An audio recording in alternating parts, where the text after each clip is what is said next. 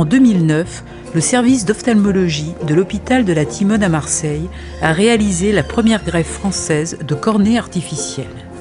Une technique qui ouvre des perspectives à tous ceux qui ne peuvent bénéficier d'une greffe de cornée naturelle.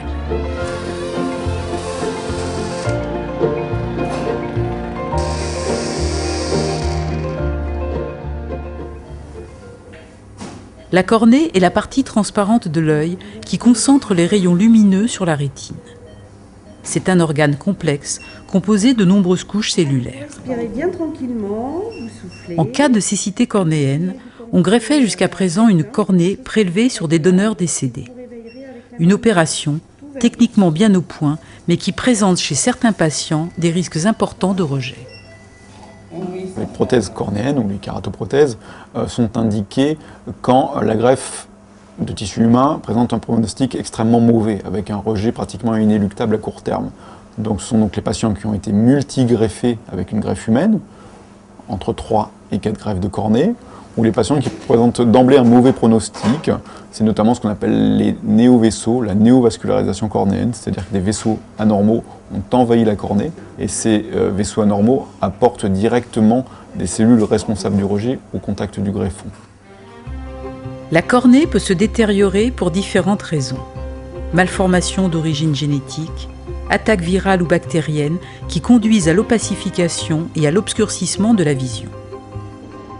Avant l'intervention, les patients doivent subir un bilan ophtalmologique global afin de vérifier le bon état des paupières et la suffisance de liquide lacrymal, mais aussi l'absence de toute inflammation et le parfait état de la rétine.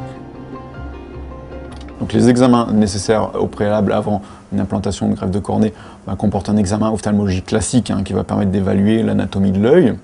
Ensuite, les examens paracliniques vont tout d'abord viser à estimer est-ce qu'il existe encore une fonction visuelle au niveau de cet œil. Donc c'est ce qu'on appelle des examens électrophysiologiques. Ça consiste globalement à stimuler l'œil avec des flashs lumineux de forte intensité et à recueillir le signal électrique qui est émis au niveau de la rétine. Donc, effectivement, s'il y a une réponse électrophysiologique, ça veut dire que ça fonctionne. Donc déjà, il y a un intérêt à faire quelque chose pour la personne.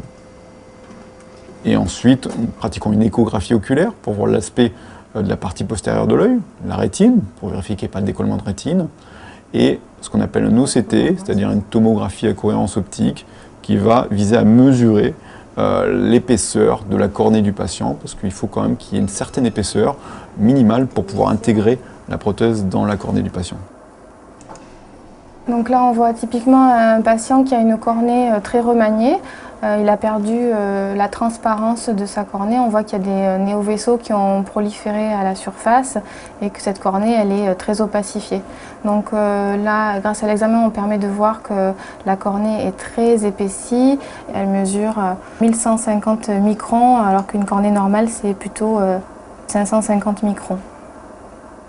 La cornée artificielle a été baptisée AlphaCore par la société américaine qui la fabrique. D'un diamètre de 7 mm, elle se compose de 90% d'eau et de 10% de gel polymère. Elle comporte une partie centrale transparente entourée d'une bordure blanche biocompatible qui favorise sa tolérance et son implantation.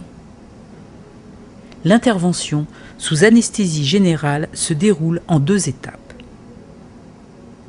La première phase va consister à créer une poche dans l'épaisseur de la cornée du patient et de glisser la prothèse qui ressemble à un disque, ça s'apparente globalement à une lentille de contact, mais dans un matériau particulier, dans l'épaisseur de la cornée. Et on va refermer la cornée du patient par-dessus. Donc cette première phase, c'est une phase dite de biocolonisation, qui va permettre l'intégration du polymère dans les tissus humains. Cette première phase va être suivie d'une phase de cicatrisation de 6 mois, pendant laquelle rien ne va se passer. Peut-être le patient distinguera un petit peu mieux la lumière, un petit peu mieux les contours, mais ce n'est pas le but de l'intervention.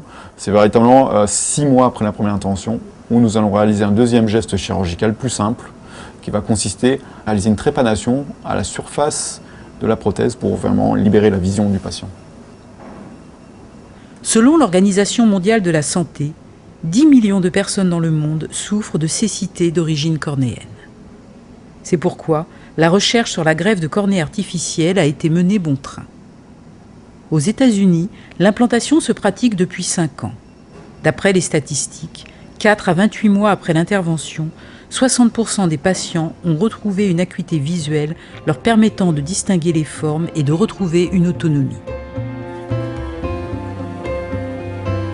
La greffe de cornée artificielle nécessite un équipement coûteux et une formation de pointe que seules 3 équipes pratiquent en Europe, en Grande-Bretagne, en Allemagne et en France.